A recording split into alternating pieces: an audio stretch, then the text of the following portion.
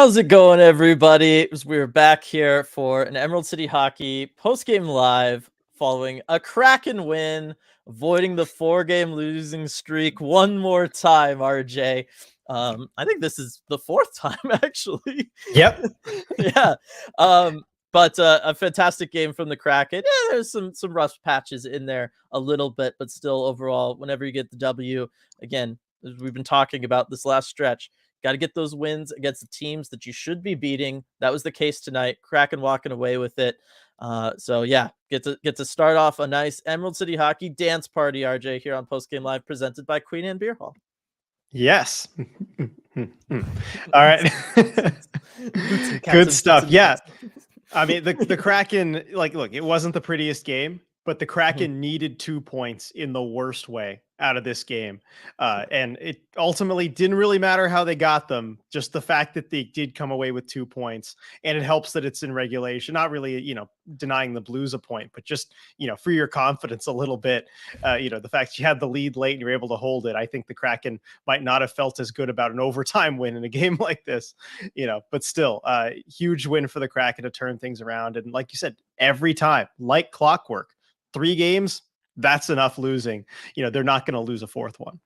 Exactly. This team is they've just got it going on. You talked about it on the last post game, right? Vince Dunn, guys like Jared McCann, they hate losing. You can see it on their faces. You hear it in the words that they're saying. And this team, they want to play for each other. They don't want to put each other in those spots. They want to clean up mistakes. We'll talk about mistakes in this one. But for the most part, look, you went out there and they just took care of business and they got it done. And, this was a good Blues team. Like, this is a Blues team that, yeah, they've sold off a lot of pieces, but like they showed up ready to play and wanting to play hard. And, kind of took the Kraken maybe a little off guard at the beginning of this one. If you go back to that first period, at one point, the shot differential was 8-1 in favor of St. Louis. Like, it wasn't a great start right out of the gate, but it was good. Yeah, the effort was certainly there from a talent-light Blues team, and the Kraken had to contend with that. Yeah. Duthin with the super chat here. Was that a grindy enough get well win for you, Dylan? Yes, it was, Duthin. So Duthin, one of the awesome patrons we had in our live game commentary over on Patreon for this one. We had so much fun watching this one. Lots of people in here. I'm seeing just a bunch of the same names in here as well. Want to thank all of them one more time. But yes, that was enough of a grindy effort for the Kraken. They got it done. Especially you start looking at some of those goals like that. The last goal, not the empty netter from Turbo, but the one before that, the big rig goal where you've got Yanni Gourde with that net front presence, grinding it out, getting the screen going. You had, I believe it was Wenberg earlier on a different goal where you got the screen going net front. Like, that's the kind of stuff that pays off. You look at the defensive effort with that 30 seconds left and the net empty for St. Louis, and what a great job all the guys did in the Kraken's own zone there. That's the kind of stuff that I wanted to see, and they gave it to us tonight.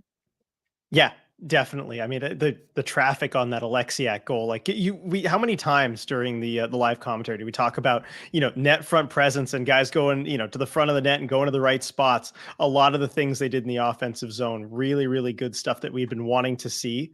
I mean, defensively, we could talk about that in a little bit, but it's still a lot of good things out of this one. Yeah, we'll ride the high a little bit longer. Joshua, yeah. Dylan, do you agree with Duthin? I do agree. Yes, I do. Schultz also here with the super chat. Hopefully the rust is off. Didn't look like a playoff team. Yeah, we'll get into the mistakes here in a little bit. But yes, I think for the most part, this is the way to start off the road trip. And given based on past experience, RJ, when they start off road trips like this, they can keep it rolling generally for the rest of the road trip. Yeah, usually. And I talked about this last post game where I said I felt like there were a lot of parallels to the end of December, in that one where they just were coming off a 3-game losing streak, but they were about to kind of hit this rhythm and go on the road for an extended time, just like they were at the start of January. And anyway, it feels like the start of that trip potentially, where they're starting to turn things around. So I'm hoping it could be more of the same. Yeah, for sure, for sure. Braun, good win. How many empty net goals does Turbo have? Feels like a good percentage of them are. Bryce answering, because I was trying to look this up while we had the like 30-second countdown timer going, but Bryce got it because I wasn't able to find it that fast.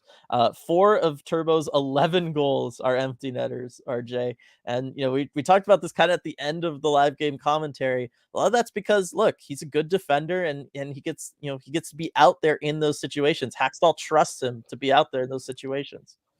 Yeah, definitely. That's what it says about his game. The fact that he's out there so often, it says more about his defensive game than being able to put the puck into a net that's doesn't have a goalie in it. But yeah, that is like good job, Bryce, looking that up for us. That was Yeah, that's really solid. helpful. Definitely. And then also from Braun, how rare is it to have a guy like the Big Rig having a season like this? Feels like this doesn't happen often to guys like him. Yeah, I mean, you generally assume and think of him more as a defensive defenseman, right? You're not thinking of him as a goal scoring defenseman. Coming in here, scoring his 8th goal of the season, RJ. But I look back and he's had 2 years ago he had a 6-goal season in 56 games. That's not bad. He's had 5 a couple times before in his past as well. So he can score a little bit. Yeah, he can. But if you look at it too, his 2 most successful goal scoring seasons have been these 2 in Seattle, and especially last year on a team that was not very good. It seems like something's standing out there. And actually, after the last game, I did ask him just point blank. I said, "What is it about this team kind of systems wise that is allowing you to do this?" And he did talk about the fact that there's in their systems the D can activate. They're encouraged to activate and jump up into the play if they feel like there's a look for them there. And we've seen it these last couple games. And he just said, also, yeah, lucky they're going in for me too. I'll take that. Well, I was gonna say, like, this year is really a reverse of last season for him in Seattle, because last year he was snake bitten. He had only the 1 goal in the 72 games, 1.1 shooting percentage. This year up to 14% coming into this one. Well, And Alexei, so, didn't he have 6 goals for the Kraken last season? I'm looking on Hockey Reference right now. It says 1. He had 6 the year before in Dallas in 56 games. Oh, did I get that? All right. Well, So I'm on Hockey no one Reference. called me on it in the room. So Yeah, I was gonna say go check like NHL.com or something. Try to find a third party to get involved. But oh man, you were absolutely right. Yeah, I caught the yeah. Dallas. Okay, well, there goes my question. Yeah. So a little bit is just like, it's the average, it's the big swing as far as like shooting percentage for him. And yeah, It was it's not. Susie last year that was like Yeah, going Susie off. I had a remember ton. now. Yeah. Susie had a ton for sure. But yeah, it's not totally expected, but it's a welcome addition for sure. And when you look at the way he does activate, like he gets good looks. Like these are good looks, and he's shown that look, he's for a big physical guy, he can be skilled enough to bury him too.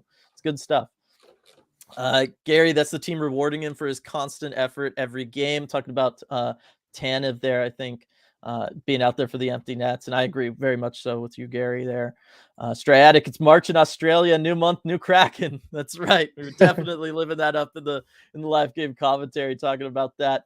Got some studs and duds here from Sergeant Pickles. Always looking forward to getting these. Geek Squad throwing up deuces, having faith more than hope. Canner will score is a good feeling. Turbo deserved empty netter to break the losing streak. Those are the studs there. I mean, yeah, we'll get to Geeky in a second. Duds, response goals have taken years off my life. I think we're all on board with that one. Jonesy standing in for my pasta strainer tonight. Oh man. That's rough. I mean, it's good, but that's rough. refs deciding penalties via magic 8-ball, apparently. Yeah, there's some stuff about that too. This is what I want, Sergeant Pickles. I don't know if I can go through all the post games, but I want to build out like a sayings thing. Like we need to get like a little book for the end of the season of all your greatest hits there, because that standing in for my pasta strainer tonight, that's incredible. That's good work, my man.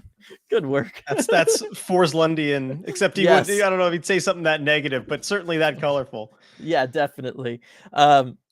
Yeah, so let's talk about Morgan Geeky, RJ, because 2 big goals in this one, especially in that first period. I talked about it a little bit earlier. We alluded to it. Kraken found themselves, you're down 8-1 in the shot differential. The Blues are all over you. You're not able to get anything going in the offensive zone, not able to establish yourself at all, get any sort of cycle game going. Just literally nothing is happening for you. But then Morgan Geeky comes along and is able to, with a great snipe from a tough angle, just picks apart Jordan Binnington. Love to see it, and gets the Kraken completely going in the opposite direction, which was a good thing in this case. Yes, it's so hard to beat an NHL goalie clean from that spot when you can see the shot all the way. I mean, Yeah. it's just very difficult to do. You need to place it just right. You've got to have the right amount of speed on it. And we know that Morgan Geeky has a really good shot. We don't always, see it hit the target too often. I think it had been a month since his last goal, but we know it's there. Like, he has the potential to do it. And that goal completely turned the game on its head. I Oh, yeah. really do believe if he doesn't score that and the Blues find a way to put a puck in the net first, we're not sitting here talking about a Kraken win. I really do think it was that impactful. And Morgan Geeky had a huge impact on the game tonight with his 2 goals. And I asked you this too, right before we started recording too, or started this stream. Like, hey, Dylan, guess who the Kraken player was with the least ice time tonight? And it was Morgan Geeky. So doing it in very limited minutes, as he has been doing recently. Now, one more thing to add on Morgan Geeky, and again, my only response to this is, man, just gotta love trade deadline season. The game hasn't even been over for like half an hour, right?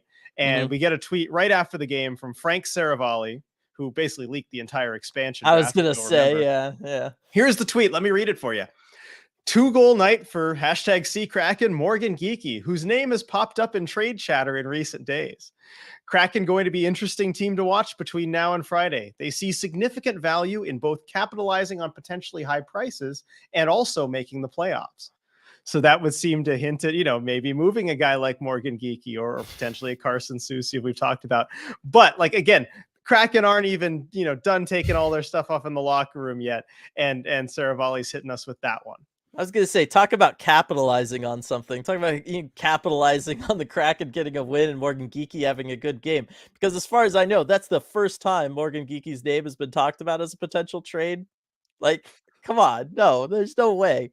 And I believe Ron when he came out and talked about how just not expecting really anything major from them. Like, I very much believe that if you're them.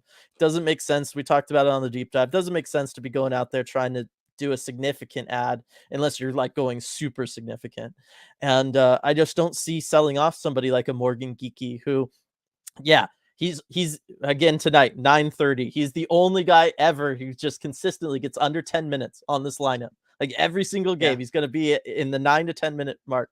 But he does so much for this team. He can play on the PK. He can do whatever you need. He can win faceoffs sometimes, but that's still better than a lot of other guys you got on this team. And on nights like this where he just lights it up, and for as long as you're going to keep this like Tanev, Geeky, Sprong line around and have that be your fourth line, I think you got to stick with it. We talked about it during the game, RJ. Maybe both, Dave Hackstall and I are wrong, and the Kraken should just be sticking with a fourth line that's focused on scoring and just look, if that's the team that's going to get you to the playoffs, then you deserve to roll with that come playoff time and see what happens and just go for it. Yeah, exactly. If you're going to have that strategy, you might, again, stick with the team you have. We have a couple super chats that I guess you lost somewhere earlier in here. I'm sorry, this happens sometimes. Yeah. But apologies to Schultz and Kraken Spectacor here. But we got Schultz first here with hopefully the rust is off. Didn't look playoff. Oh, you did read that already. Yeah, Sorry I did that one. Yeah. But did you see Kraken Spectacor? Did we get to that already? We didn't get that one. Go for it. Okay. This game was not good for my blood pressure. F me. Yeah, I know that. Experiencing the last couple minutes of that game with everybody, in the live commentary, it was definitely, we were on the edges of our seat. Yeah, there was a lot of that kind of stuff going on. It was something, and we'll just kind of get to it right now. There was mistakes and there was Martin Jones. Right. And so you look at, I believe it was the first one, the Robert Thomas goal. It's a shorthanded goal for St. Louis. I was very critical of Justin Schultz and how he plays that, because if you're the Kraken, you're defending, you're Justin Schultz there, you're on the power play. You've got the man advantage. You got to be more aggressive and challenge him. You got to challenge Robert Thomas as he's coming through the neutral zone, especially as he's entering your zone. You got Jordan Eberle back checking. Thomas has nobody to make a pass to. Just gotta be aggressive with him. You can't let him walk in and get a clean shot off on Martin Jones. And then if you're Martin Jones, you got to make the save.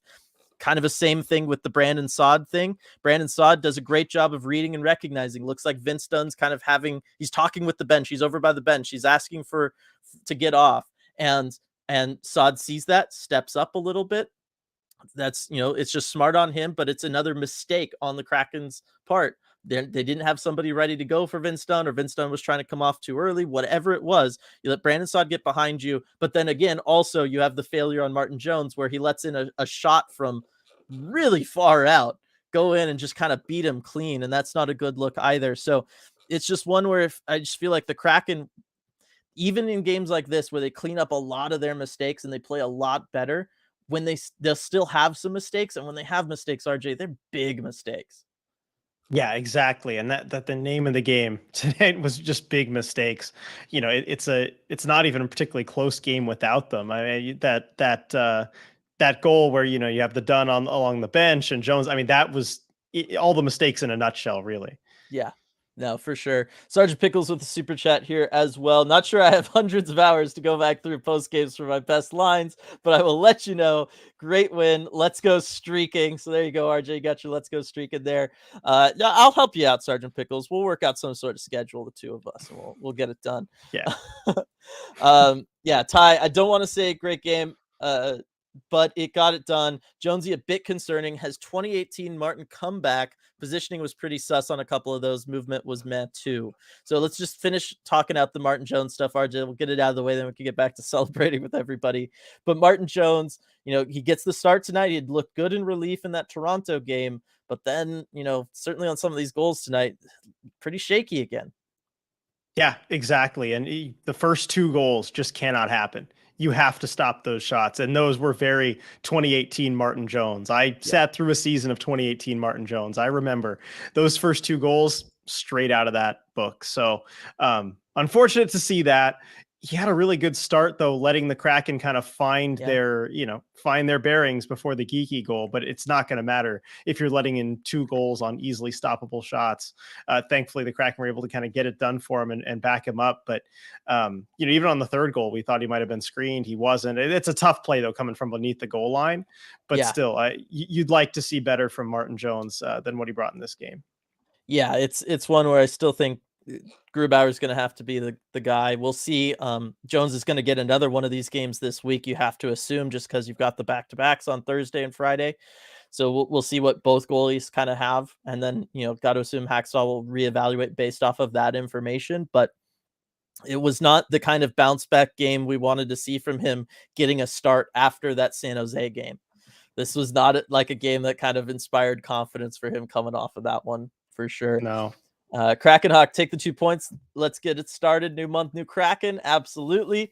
First goal was exactly what made me fall for Geeks in the first ever preseason game from Braun there. Love it. Thanks for reminding everybody, Gary, to like the stream. X-Kid Z, yeah, still at only 3 losses in a row for sure. An uninspiring win, but a win nonetheless from Michael. This is not a bad description of this one. DJ and Taya, I'm just saying I may have lost a few years over the last 2 minutes. I think we were all kind of in that boat for sure. Kraken Hawk, this is one of those games that could have gone off the rails real quick if the PK wasn't very good. Luckily, the Kraken PK was on today and was one of the biggest contributors to the win tonight. They were definitely back playing that triangle +1 RJ. Blues going 0 for 4 on the power play. Like, that's phenomenal for the Kraken in this one. And I mean, I thought they did a fantastic job, RJ, of utilizing that strategy, getting in passing lanes and just giving the Blues no way to play inside at all. They were just stuck along the boards the entire time on those power plays. Yeah, we noticed that consistently, just working the puck around the outside, looking for something to open up inside, and it rarely did.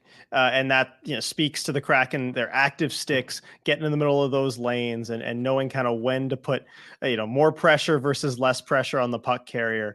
And it's good to know they can kind of play differently as well on the PK, that they've got these two ways they can approach a team, especially if we're talking about playoff hockey. And, if maybe a team, if you set up in that box, the way they just don't match up well against it, that you can still go to that kind of wedge +1 and make it work for you. Yeah, for sure. Gregory with the lemon lime Gatorade time, baby. Got it going here. All right, Bryce, I have to. I love it. I love it. Yeah. Bryce, I like the new lines a lot. I know we like Bjorky and Gord and Tolvanen, but with Burakovsky out, he's way too good not to be in the top 6. I agree. Yeah, he had a really good game tonight, and that's exactly what the Wenberg line needed. That jolt from having a Bjorkstrand over, let's be honest, probably AHL regular in Jesper Froden. And you look at the expected goals percentage by player. Bjorkstrand led the Kraken over 90% of the expected goals for while on the ice. I mean, that's pretty darn good. Yeah, oh, for sure. And you just felt like that whole line had that extra bit of juice just because of how aggressive he is on the forecheck, how much energy he plays with in the offensive zone. That thing that really kept him as he was struggling to score for so long. And really we could still talk about how, he's still fairly snake bitten for himself this season on the whole. Um, it's what's kept him not just relevant, but somebody that you wanna see out there and want to give ice time to if you're a coach. Like, he plays with such energy and such focus on the forecheck. He's so good at that. And, yeah, having that in the top 6, desperately needed from the Kraken right now. Love it, love it, love it. Guys, I have some great news. The Kraken are no longer the second worst penalty kill in the league. We're now the third worst, but small victories. Hey, inching their way up. That's how you got to Definitely. do it.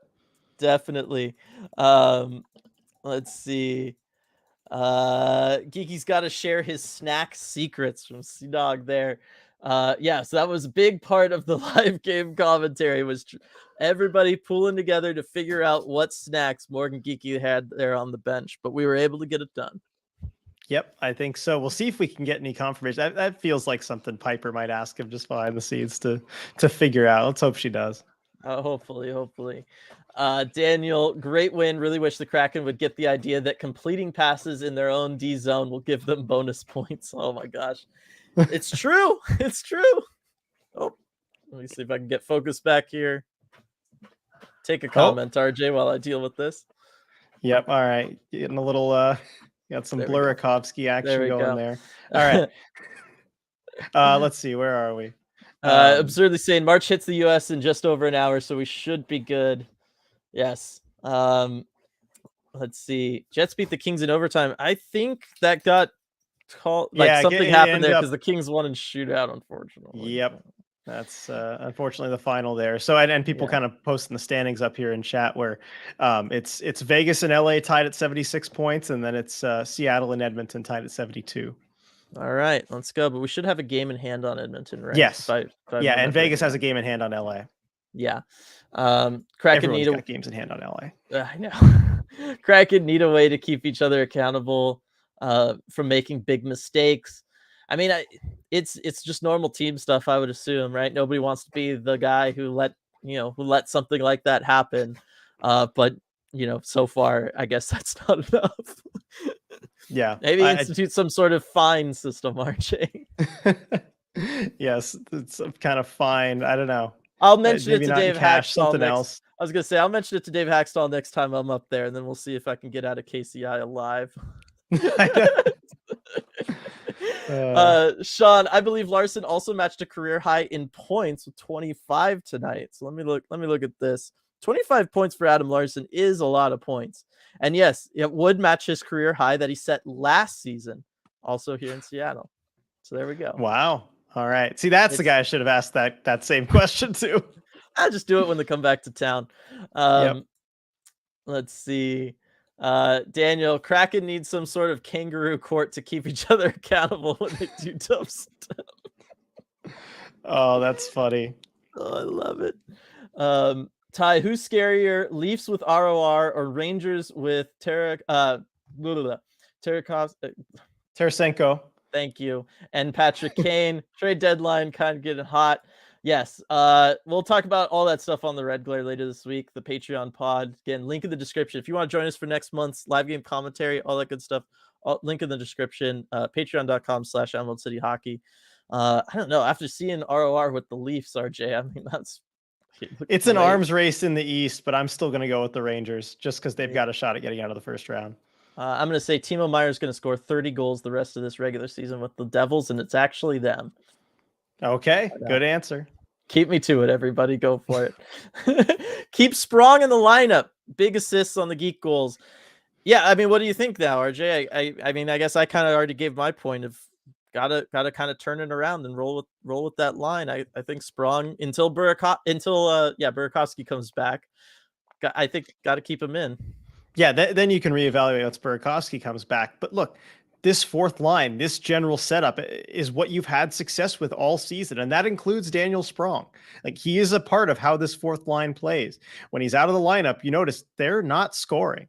And you know, maybe they're doing other things better, maybe they're preventing goals. But you look at a game like tonight, the fourth line was easily a net positive. You can't tell me that a more defensively oriented fourth line is still having a better net benefit on that game than what these guys are doing. So I think you've got to keep him in the lineup.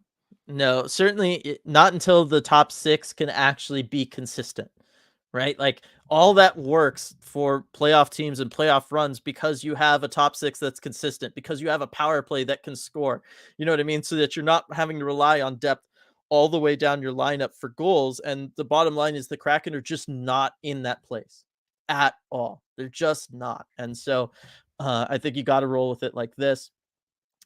Braun, no, my special boy. Let's just make the deadline This is all the today so he geeky doesn't talk, get traded. yeah. Yeah, it's all the geeky stuff. Absurdly saying we would storm Ron Francis's house if he traded the Geekster. I agree. Like that, I don't like hearing that. That's just Saravalli looking for something to go off of. Totally. Because he wants this exact reaction. He wants everybody to tweet back at him. And all the trades already happened today. He's looking to dig up something to talk about for the next few days. That is true. That's why they should all be talking about my Chychrun offer, RJ. I know. Kraken Hawk is. I like Dylan's offer for Chychrun on your podcast. However, Chychrun just isn't worth the multitude of talent we'd forfeit. A trade like that should be for a McDavid or Matthews, not a young D-man. Ooh, interesting. I disagree, just because I've seen what defensemen could do for playoff series. I mean, one of those Chicago ones, I forget which one it is. I think it was the middle Chicago Cup. That was just the Duncan Keith Cup.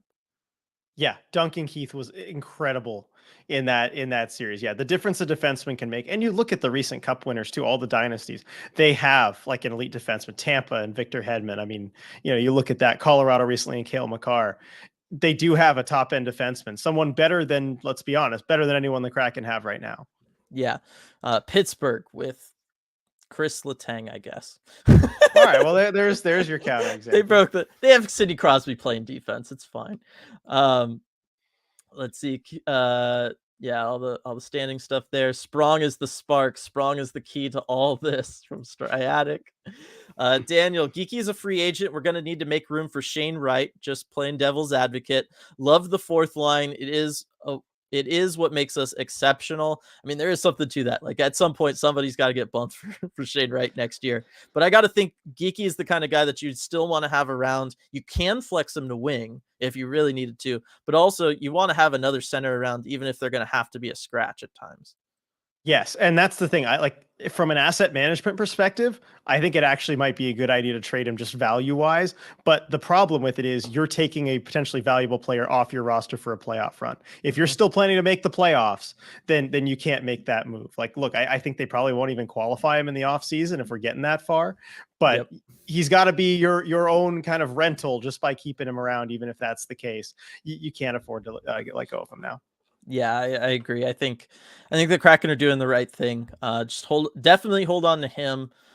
Susie, it's maybe a little easier to think about losing, but even still, I don't know. I think we just roll with this. I mean, this team's been good for a lot of this, especially if they get hot here during March. I really think I just want to see what it'll look like. And then we can reevaluate everything in the offseason. I think it's the way to go. Stratic, respectfully, Connor McDavid would draw way more than a first 3 seconds on a second round prospect. Oh, and Carson Soucy. I don't know. Ken Holland really overvalues defensemen, Stratic. Sure does. Just look at any trade he's made ever. But yeah, McDavid would need more. Even today. Yes, I was going to say, just look at a couple hours ago. Edward, don't forget to give the stream and a greasy. I mean, a like. We're never going to let you live it down. I'm never going to live this down. Just embrace it. It's fantastic. You got the ultimate memeable moments. People go their whole lives hoping for something like an a greasy, RJ. Yeah, you just had it happen natural. All right. Sure was. Oh We're my gonna God. wait and see everybody when the Kraken come back. If anybody brings it up, otherwise we might have to start some sort of hashtag campaign. Okay, everybody. So just be ready I swear, if a player if I answers one of come my questions calling, with a greasy, I don't know what I'm gonna do. you will Like, you will drop dead on the spot. yeah, pretty just, much. just down. um, Beep boop. This team wins by outscoring their bad goaltending. They need 4 scoring lines with extensive offensive zone time, and Sprong is critical. I agree with that. And that's, unfortunately, it is the reality of this. I mean, Martin Jones, for what it's worth, I believe he had oh no, he didn't have a 900 save percentage today. Forget what I was just going to say, 880. But the bottom line is both your goaltenders are below 900. Yes, Philip Grubauer's played really well through most of his time this season, but at some point it's a below 900 save percentage. Like there's only so much good that you can work around with that, right? But so the Kraken do unfortunately have to find themselves in this spot to outscore. And again, I just keep coming back around. You look at it tonight. Where's your top 6? Right? You got a goal. You got 2 goals from Morgan Geeky. You got one from the big rig, and you got an empty netter for Brandon Tanev. Without that Jared McCann goal, I mean, it's just not there. And again, these are the teams that you should be beating up on. Instead, you're finding yourself in a close game, and oh yeah, also your top 6 can't get anything done really. Like it's Yeah, a little concerning. it is, and I'm with you. Like that's how this team has won. Like there's a clear difference there, and I was thinking about this too with another thing about the 4 lines is like if the Kraken had say a Hayden or a Froden or whatever instead of Sprong on that line all season, do you think Mhm. they're in a playoff spot right now? I mean, I don't know maybe that they not. are. They might be more in like a Calgary spot Yeah, I think or they're about where Nashville, Calgary like is. kind of where that is, like somewhere Yeah, in there. Where you're looking at they probably over 60 points, but they're probably not at 72. I would agree with that. yeah. So yeah, it's an interesting one. Let's see. Uh BioSteel is better, lol. No sugar and adds lots of hydrations. I've converted, lol. Get out of here, Ty. What the heck you talking about? Get out of here. Nonsense. Gatorade all the way. Sugar's fine. Yes. Spoken from someone who had 4 bowls of Lucky Charms today. We don't need to get into that again. I don't even know why I brought it up, but it's fine. Also, by the way, we're sponsored by Queen Anne Beer Hall and Big Sugar. um, let's see. Joey, I hope we trade Susie by Friday. And then thankfully there's a period there because I had just read it all the way through with also a much needed win. We needed it bad. And I was like, oh, trading Susie's like that important, huh? It's That's crucial. two separate thoughts. All right, I'm good. I'm good. Yeah. Sorry, everyone. um, I still would not be disappointed to see it because if it happens, Francis again, if got the you're value he I was wants. gonna say again, if you're getting a first round pick, right? Like Yeah. that means a lot, especially if it's a first round pick this season. And you think Um, about what that can mean for you, even just the value of that or flipping the assets, whatever, what that can mean for you as soon as next yeah. season. All right, so Aaron here just turned on the Boston Calgary game. Flames out shooting the Bruins 41-9 and losing 2-1. Oh my goodness. That is just, I mean, that sounds like a Bruins game this year. Like, it just doesn't matter. They just win. It's just bottom Yep. line. They just They win. find a way. Oh, it's rough. It's brutal. Love Is third. Allmark playing? He'll probably just score the winner. Yeah, exactly. Gary, love the third period possession tonight. Boston sweeping Alberta. It's possible. Keep an eye on it. But yes, the third period possession tonight. I mean, the Kraken. I mean, it's been a long time, RJ, since they've been in a position to try to like kill off a game in the third period outside of our own Boston game. And we all know how that ended. But it Mhm. was good to see them play that way again, where they're playing with the lead. And yes, it got closer than you want it to at the end. But to hold on and keep that going, get with the back check, defend through the neutral zone, make it hard to enter the Kraken zone. All that kind of good stuff that we've been missing really since before the All-Star break. Yeah, it's true. And don't sit back and just try and defend your lead that you have going into the third. I think it was just a 1-goal lead going into the period, right? They ended up needing another goal and they got it by staying on their toes, by cycling around in the offensive zone. That's the best defense, is Yeah. to just not be in your own zone and forcing the issue. And so I am really happy with how that went. Yeah. And I will also, just take a moment to talk about the Kraken defense tonight because, I was critical on those 2 goals, and I still am very critical about Justin Schultz on that first one. I really don't like that one. But the rest of the game, all the way down. They all played fantastic in their defensive zone. All the defensemen, I thought they did a good job. St. Louis didn't do a good job of getting people to net front, but the Kraken did a good job of taking them away. Outside of one moment where Borgen and Alexiak both went off into a corner themselves. Otherwise, everybody else did a great job of always having one person stay at home. The other person goes off and does something. Adam Larson, and I'm not just saying this because it's Adam Larson. There's multiple times I was calling him out on the live game commentary for keeping the Blues to the outside and forcing them off into the corner or forcing them to have to pass backwards.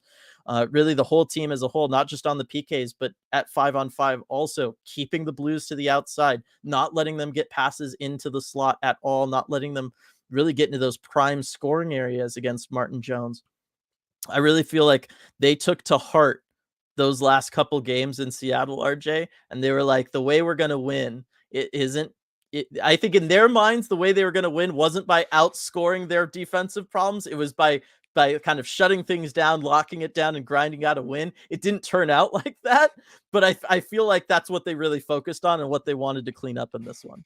Yeah, the mindset was there. The attempt was made, and that's the first half of the battle. You continue doing that, you clean up the little mistakes, and it'll just get better.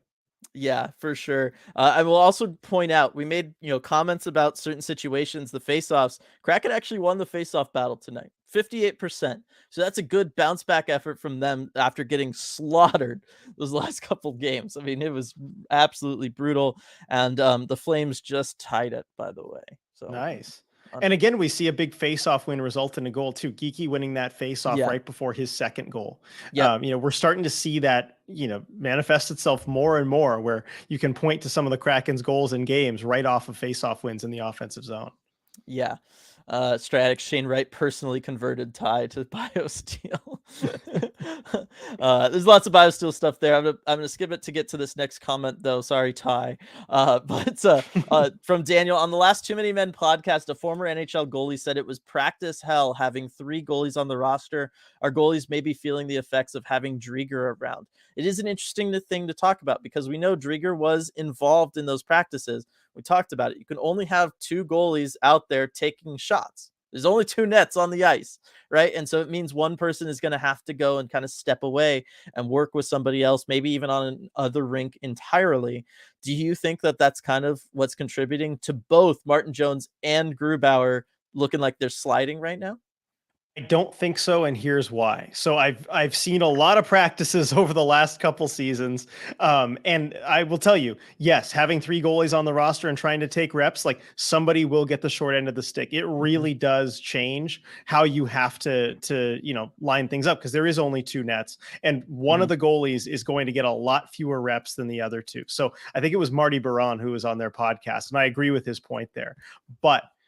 Watching all the practices, I will say there was only one practice where one of Grubauer or Jones kind of got the short end of the stick there. For pretty much every practice except one, it was Chris Drieger who was getting the lack of reps or just kind of the reps by himself. So you'd think that would only affect Drieger and not either Grubauer or Jones. The one practice that was the exception, the Kraken had played the day before. It was, I think I tweeted about it too, where Grubauer had just played the night before. So Drieger took over his reps, most of them in his net. And I think normally you just wouldn't be practicing in that situation anyway. So I don't think that negatively impacted Grubauer at all. All right. Well, there we go. From the source on the ground. That's good stuff. That was a good answer. Not that I'm surprised or anything. Super chat here from Becca. Geeks and Gord have consistently been our best on faceoffs, and they have been really streaky on it. Is that normal, or is that just a Kraken thing? I feel like streaky stuff is normal for any aspect of playing hockey, but it might be a little like to the extreme for this team. Yeah, especially so on faceoffs. You will see that streakiness on faceoffs regardless of team. Yeah, and I see everybody down here. Flames just took the lead. We jinxed it. It's the only thing I could think of is we all jinxed it, unfortunately. Where are we going? Stratic, hot take. Boston not leaving enough gas in the tank for the playoffs combined with the President Trophy curse, and they're doomed. I think I said something similar like in December, Stratic. You did. Yeah. You've been saying that for like on Red Glare for a while. I'm totally with you. Yeah, I could definitely see, especially how tough that division is. You're getting one of Toronto and Tampa in the second round. That's going to be a tough matchup, probably Tampa. Yeah. And Ty talking about Shesterkin. That's all that's needed to be looked at for sure. Cameron, if anyone needs a confidence boost in this team, just look at their schedule in April. LA Kings, Arizona, Chicago, Vancouver, Arizona, and 2 chances with Vegas at the end. This is setting up really good. It is. I mean, even the schedule through March isn't bad. Like the Kraken have a good schedule coming up, and this was like that first game to prove, especially after that Sharks performance, that you can take care of these teams that you need to be beating. And I'm not even saying should be beating anymore. It's you need to be beating them. Because if you want to not enter the playoffs as a wild card, getting really screwed as far as where you're going to have to be going, you have to take care of business with these guys. And we saw the first step in doing that tonight. It wasn't the cleanest effort, but they got it done. And at the end of the day, the 2 points is 2 points, and you just got you move on.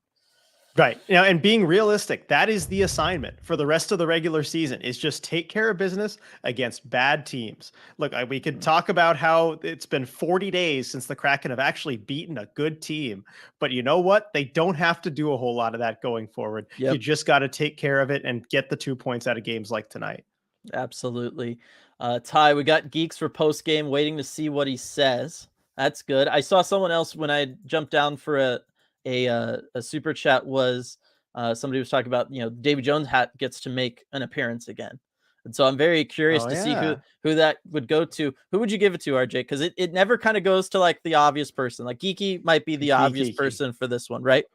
I think it should go to Yanni Gord. To the people's Gord captain. is a good answer. Gord is a good answer. Another one I was thinking of was Bjorkstrand. Yeah. But yeah, I'd be fine with either of those two. I don't know. I wouldn't be shocked to see it go to Geeky just because he is, you know, bottom 6 player, like had the least ice time. You'd be like, all right, you know, blue collar guy getting it done. I don't know. Yeah, no, it's definitely possible. So you know, if they've already send a given message it out, and give it to Daniel Sprong. that would cause Striatic to drop dead. Don't do that. Let's see. Why does it feel like Ron trades for a goalie from Cameron? I don't see that happening at all. No, not I at can't all. imagine that. Let's see. Where it jumped on me. Sorry, everybody. Gave up 4+ goals in just about every game where we wanted a more decentric fourth line. Daniel, that's a good point, Daniel. It's a very good one. Take a picture of that, RJ. Have that in case you ever need it. Talking to Hackstall. Need to display that to Hackstall. Yeah, I got it on my end. CR Bud, RJ, after the Avs won the cup last year, they asked Landeskog what was the difference, and he said, we have a Cale Makar. Yeah, on that point of the defenseman there, I mean, that's in support of your Chychrun trade. Yeah, no, that's great.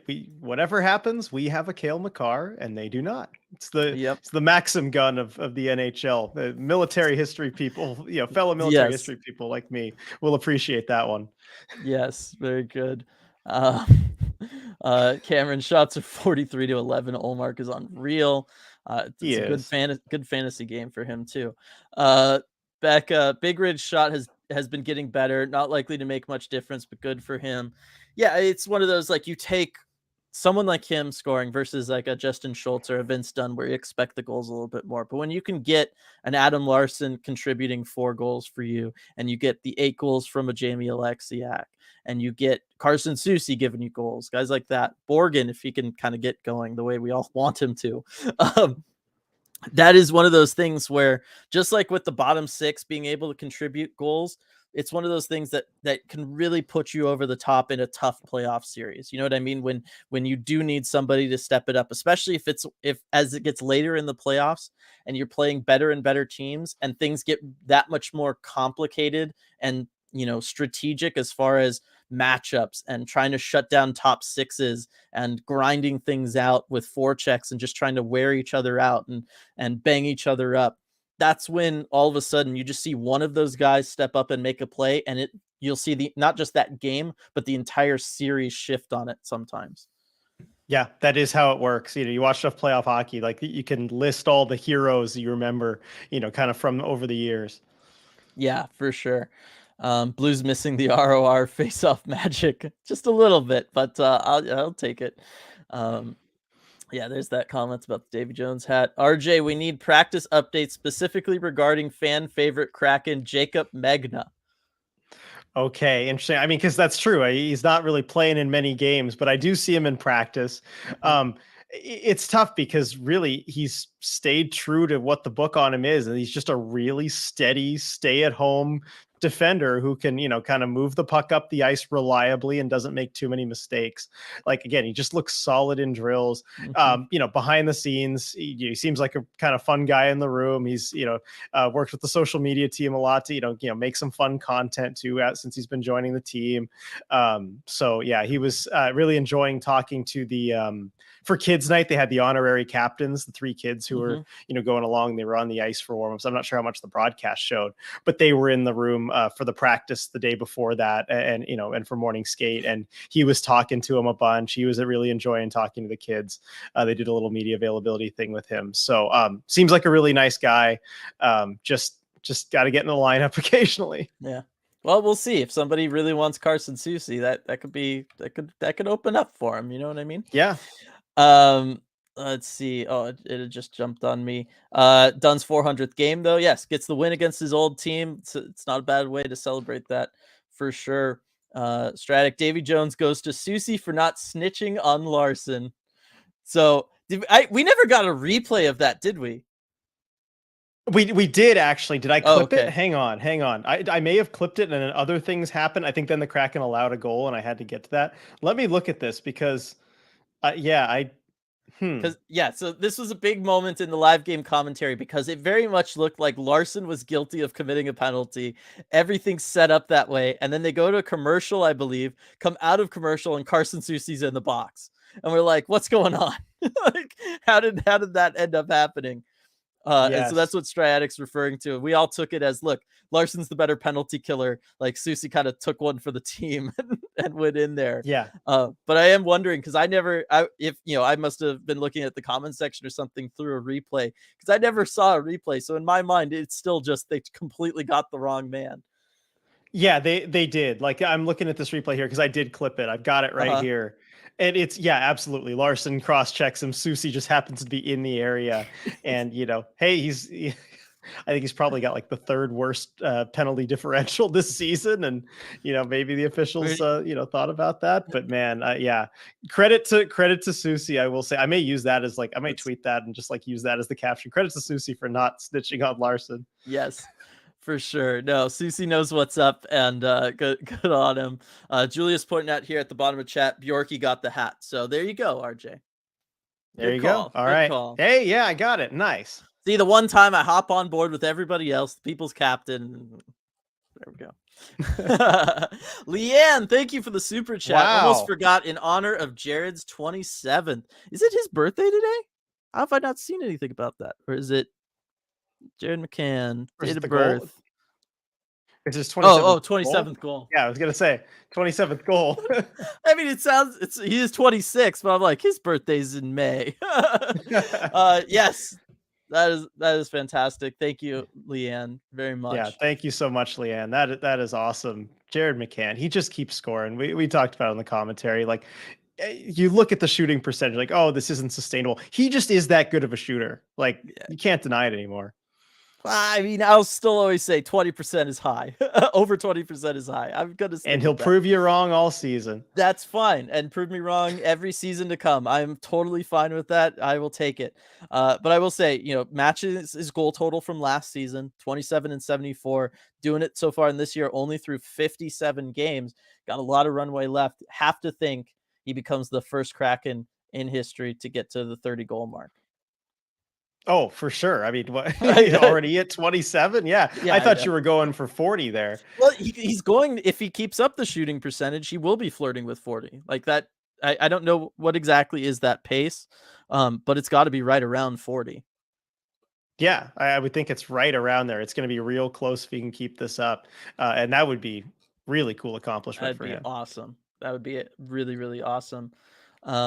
Sean pointing out goal scoring Tolvanen showed his passing ability tonight with 3 assists. That's right. I mean, I think he enjoyed the lineup change. We saw him play net front, and I called him out a couple times for it in a good way. And that was solid to see. I also liked, he was playing not just net front, but he was playing inside a lot more closer to the slot, like not just set up waiting for some sort of, one timer. And I know his one timer is fantastic, but I liked him trying to get a little more, gritty with it. Yeah, definitely. Excuse me, sorry. Yeah, and I think that helped him just get more involved in the offense as a whole. But yeah, that whole line was totally cooking tonight, for sure. Daniel, have to go 14-8 in the last 22 to get to 100 points. That's a very doable record. To only be six over 500 through the last 22, like you could totally do that, especially with their schedule. Yeah. Oh, yes.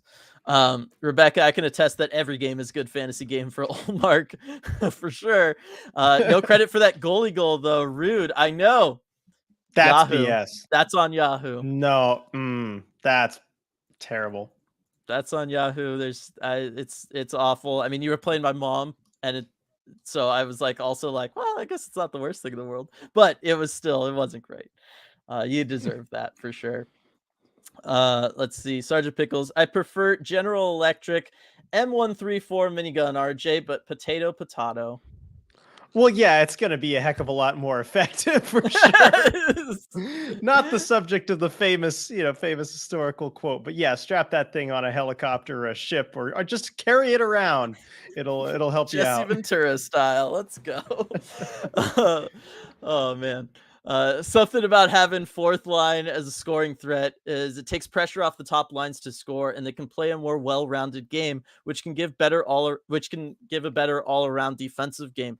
I agree with that, Stratic. Like, there's nothing wrong with that, but it's also at the same time, like, what kind of topsy-turvy world are we living in where it's like, oh yes, our bottom six guys who get about 10 minutes a night, they have to score in those 10 minutes, and then the rest of the time our team is just going to keep things from happening. Like, it doesn't sound sustainable. It doesn't sound like a good long-term strategy. It doesn't compute, but I don't know if you can keep that scoring up somehow, which they were able to do for a remarkably long amount of time. Yes. Like, I don't know.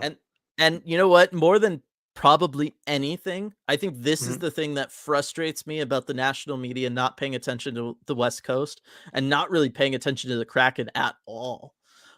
Because I would love to hear other people's thoughts about this, or about the fact that, look, that's the way the Kraken have rolled and look at where it's gotten them. Like, this is something we haven't really ever seen an NHL team do and behave like for 60 games.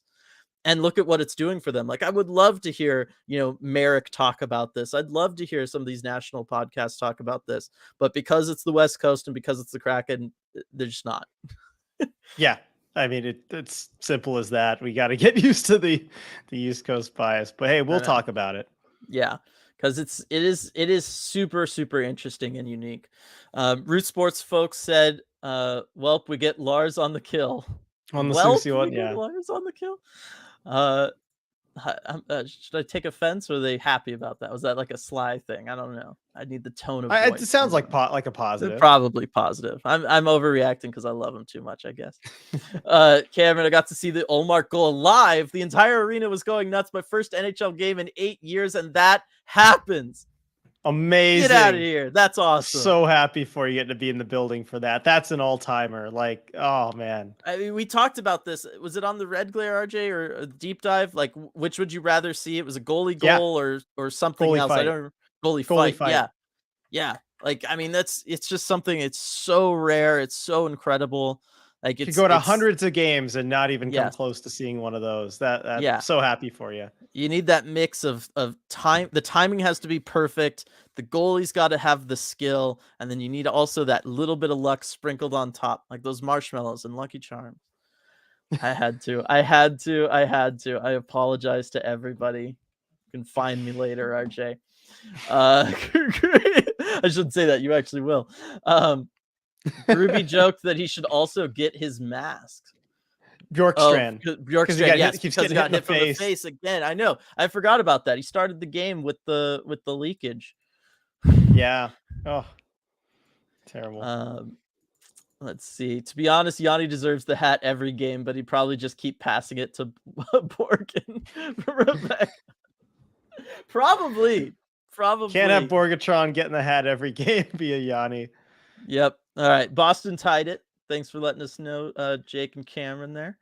We're gonna have all this like scoreboard watching for all these road games, like throughout the whole rest of the season. Really good. Harley, Piper's interview, snap that skid start for the road trip. Big Rig wanted a big response. We've been good on the road, built some momentum here. All right, solid stuff. He knows. There. Yep, that's what we've been talking about. 40 might be a stretch for McCann. He'd have to score every other game, I think. Yeah, that is a stretch. 13 and 22. It's a stretch. It's possible though. If you're shooting over 20% all year, it's possible. Just turn into a volume shooter now, McCann. SDPN had a segment about the Kraken Monday, but that's about all you'll get, to be honest. I know. And that wasn't good either, because they saw us at like our lowest in that Leafs game.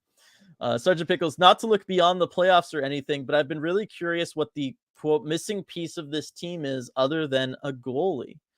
I still think like another dominant scoring threat in the top 6. Yep. I agree. Like, yeah, exactly. Another dominant scoring threat, somebody who can, another like player who can maybe flirt with 40 goals, someone who can put up numbers like that. Either that or, like a top end defenseman. You're talking Chychrun, one of those two. Mm-hmm.